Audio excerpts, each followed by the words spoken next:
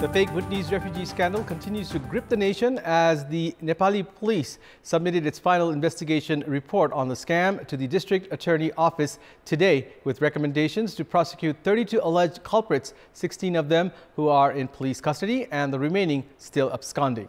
The District Attorney Office now has 2 more days to file charges and prosecution at the District Court Kathmandu against alleged individuals, including bigwigs like former Deputy Prime Minister Top Bahadur Raemaji and former Home Minister Balkrishna Khan.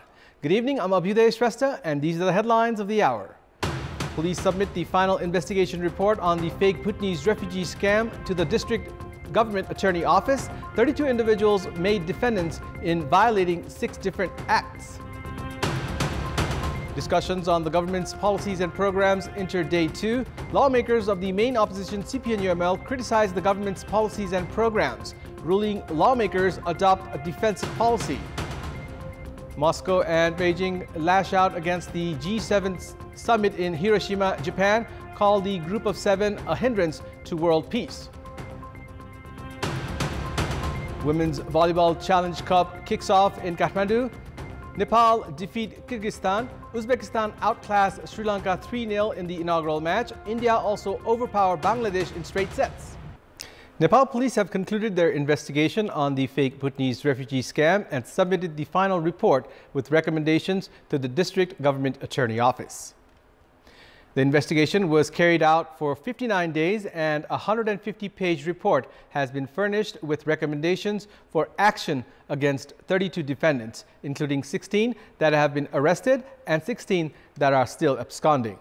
The investigating team has recommended the District Government Attorney Office to charge them on 6 accounts, including for crimes against the state. Nepal police had begun their investigation on 26th of March and had kept the arrested individuals in custody for statements. Based on state laws, the police can keep in custody the alleged individuals for up to 60 days for investigation. The police had only yesterday received an approval to keep the alleged individuals in custody for an additional 3 days from the district court. The District Attorney Government Office now has 2 more days to file charges against the alleged individuals and file prosecution at the court.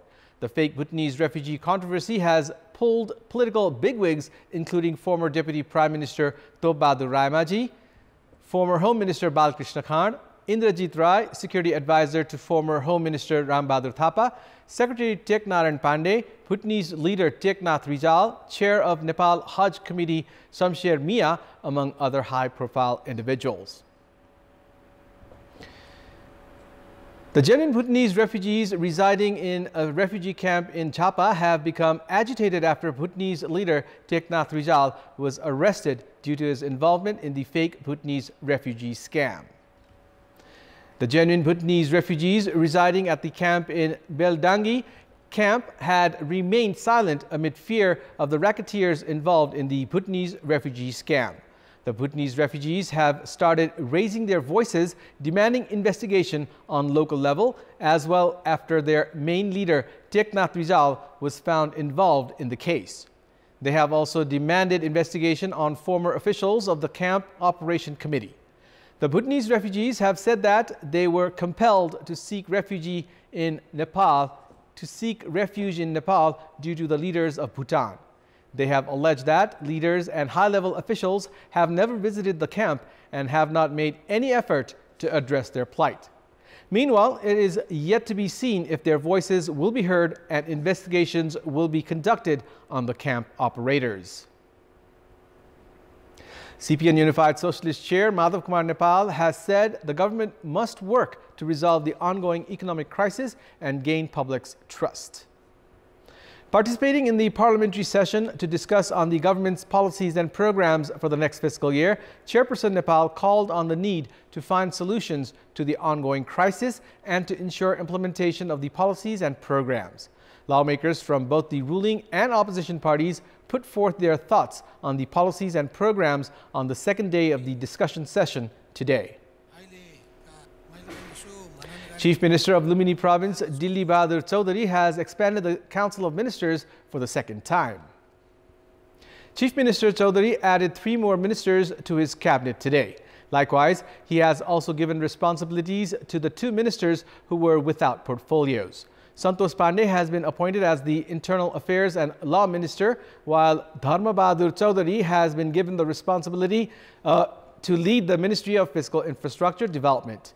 With this, the number of ministers in Lumini province government has reached 6. Chief Minister Chaudhary today appointed Raju Khanal of Nepali Congress as the Minister for Health, Janata Samajwadi Party's Bhandari Lal Ahir as the Agriculture and Land Management Minister, and Chandrakesh Gupta as the Social Development Minister.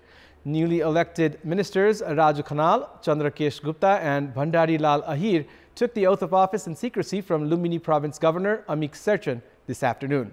Dilli Bahadur Chaudhary from Nepali Congress became the Chief Minister of Lumini Province with the support of 53 Province Assembly members on 27th of April last month. Chief Minister Chaudhary says he will give a full shape to the cabinet after the budget announcement.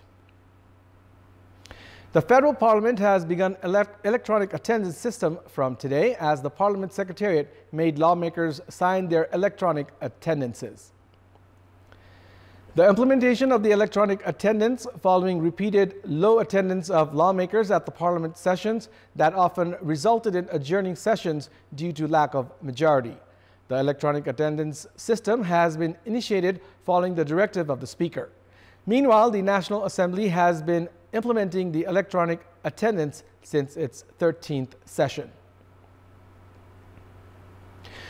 The Law, Justice and Human Rights Committee of the Federal Parliament has begun discussions on the bill for the amendment of Money Laundering Prevention Act. The government had presented the bill at the House of Representatives last February. Members of the committee have said the bill carries a huge significance and hence discussions should be expedited. They have also opined the committee should hold discussions with proponents of the amendment and relevant experts. A few members also opined there was a need to form a subcommittee to conclude the fate of the bill.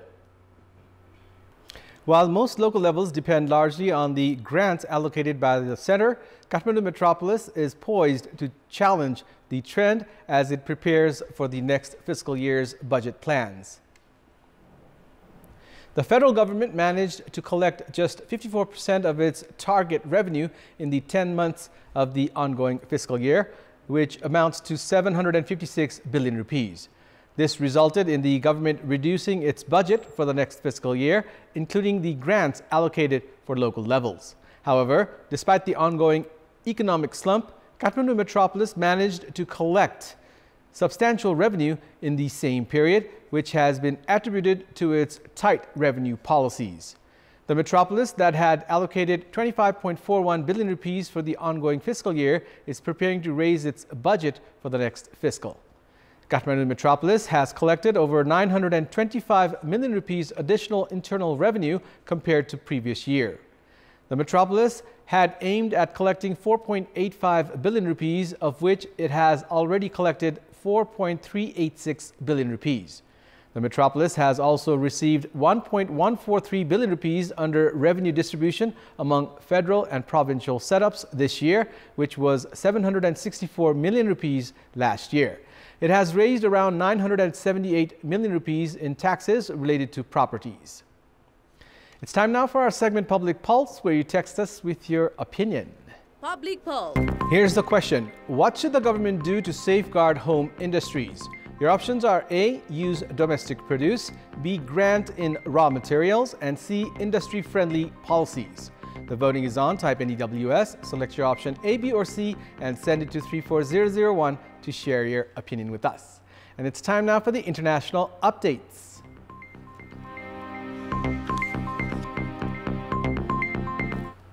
Moscow and Beijing lashed out against the Group of Seven summit in Hiroshima, Japan, where leaders of major democracies pledged new measures targeting Russia and spoke in one voice on their growing concerns over China. Russian Foreign Minister Sergei Lavrov slammed the G7 for indulging in their own greatness with an agenda that aimed to deter Russia and China. Meanwhile, China's foreign ministry accused G7 leaders of hindering international peace and said the group needed to reflect on its behavior and change course. It said Beijing had made serious demarques to host country Japan and other parties over their decision to smear and attack China. G7 member countries made the group's most detailed articulation of a shared position on China to date, stressing the need to cooperate with the world's second-largest economy, but also to counter its malign practices and coercion in a landmark joint communiqué.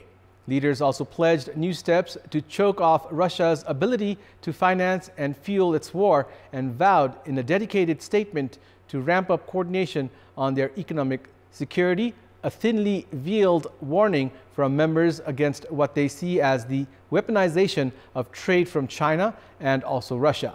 The G7 agreements follow a hardening of attitudes on China in some European capitals, despite differing views on how to handle relations with the key economic partner deemed by the U.S. as the most serious long-term challenge to the international order. India is holding a key G20 tourism meeting in Kashmir amid heightened security and opposition from China. The working group meeting is being held in Srinagar, the summer capital of the federally administered territory, from today to Wednesday. This is the biggest international event organized in the region since India scrapped its special status in 2019. Over 60 delegates from G20 member countries are expected to attend the event. China, however, has said it will not attend, citing its firm opposition to holding any kind of G20 meetings in disputed territory. Both India and Pakistan claim Kashmir in full, but control only parts of it. The nuclear-armed neighbors have already fought 2 wars and a limited conflict over the region. In April, Pakistan, which is not a G20 member, had criticized India's decision to hold the meetings in Kashmir, calling it an irresponsible move. India, however, said it was natural to hold G20 events and meetings in Jammu and Kashmir and Ladakh, which are an integral and inalienable part of the country. In 2019, India had divided the Muslim-majority state of Jammu and Kashmir to create 2 federally administered territories, Jammu and Kashmir and Ladakh. Ladakh is a disputed frontier region along the line of actual control between India and China, and both countries claim parts of it. In the days leading up to the G20 event, India had conducted several security drills in Kashmir. The region has seen an armed insurgency against India since 1989. India accuses Pakistan of fomenting the unrest by backing separatist militants, a charge denied by Islamabad. Meta was hit with a record €1.2 billion fine as its lead privacy regulator in the European Union for its handling of user information, and given 5 months to stop transferring users' data to the United States. The fine imposed by Ireland's Data Protection Commissioner concerned Meta's continued transferring of personal data topped the previous €746 million record EU privacy fine by Luxembourg on Amazon.com Incorporated in 2021. Meta said in a statement that it will appeal the ruling, including the unjustified and unnecessary fine, and seek a stay of the orders through the courts. The long-running battle over where Facebook stores its data began a decade ago after Austrian privacy campaigner Max Schrems brought a legal challenge over the risk of U.S. snooping in light of disclosures by former U.S. National Security Agency contractor Edward Snowden. Meta said last month it expected a new pact facilitating the safe transfer of EU citizens' personal data to the United States would be fully implemented before it has to suspend transfers. That would mean its previous warning that a stoppage could force it to suspend Facebook services in Europe would not come to pass. Officials have said the new data protection framework agreed by the European Union and U.S. government in March 2022 may be ready by July, but Meta also cautioned that there is a chance it might not be ready in time. The head of the World Health Organization has urged countries to carry out the reforms needed to prepare for the next pandemic and honor a previous commitment to boost financing for the UN Health Agency. Speaking at the WHO's Annual Health Assembly weeks after ending the global emergency status for the COVID-19 pandemic, Tedros Adhanom Ghebreyesus said it was time to advance negotiations on preventing the next one. The 10-day annual World Health Assembly in Geneva, which coincides with the body's 75th anniversary, is set to address global health challenges, including future pandemics. The WHO's 194 member states are currently negotiating reforms to the binding rules that fix their obligations in the event of an international health threat, and are also drafting a broader pandemic treaty, which is up for ratification next year. The Assembly decided not to extend Taiwan an invitation to the event, which runs from May 21 to 30. China and Pakistan urged members to reject Taiwan's inclusion, while Eswatini and the Marshall Islands spoke in favor. South Korea and the European Union have agreed to step up cooperation on security amid tension over Russia's invasion of Ukraine and North Korean nuclear threats. South Korean President Yoon Suk-yeol held a summit in Seoul with European Commission President Ursula von der Leyen and European Council President Charles Michel, during which the leaders also pledged to work together on climate change, health, and supply chains. In today's talks, which marked the 60th anniversary of bilateral relations, Yoon and EU leaders in a joint statement condemned Russia's invasion of Ukraine as a grave violation of international law. They also criticized North Korea's ongoing efforts to develop its nuclear arsenal and Pyongyang's threats of the possible use of nuclear weapons against South Korea. On other global issues, a green partnership will be created with the EU to spur an environmentally friendly transition, with the leaders warning that a triple planetary crisis of climate change, biodiversity loss, and pollution poses an existential threat. Both sides also reached an agreement to boost health cooperation, under which they will work together to identify and counter health threats and assist other countries to prevent and respond to them. Sports news. The Kava Women's Volleyball Challenge Cup tournament has kicked off in Kathmandu today. Nepal has defeated Kyrgyzstan in straight sets, while in the inaugural match, Uzbekistan convincingly defeated Sri Lanka also in 3 straight sets. In the Group A match that concluded just a while ago at the covered hall in Tripureshwar, Nepal defeated Kyrgyzstan 25-11, 25-19, 25-11. Likewise, in the Group B match played at the National Sports Council's covered hall in Tripureshwar today, Uzbekistan outclassed Sri Lanka in straight sets 27-25, 25-20, 25-14 to secure full 2 points. In another Group A match played at the National Sports Council's covered hall, title contender India overpowered Bangladesh in straight sets 25-3, 25-9, 25-6. With the win, India have registered 2 points. Meanwhile, the Maldives are facing Kyrgyzstan in the Group B match that kicks off,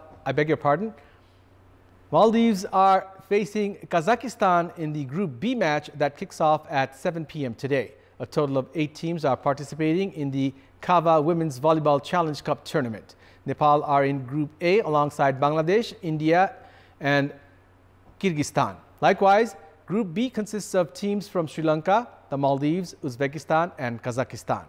And that's all for the moment. Thank you for watching. Have a good evening.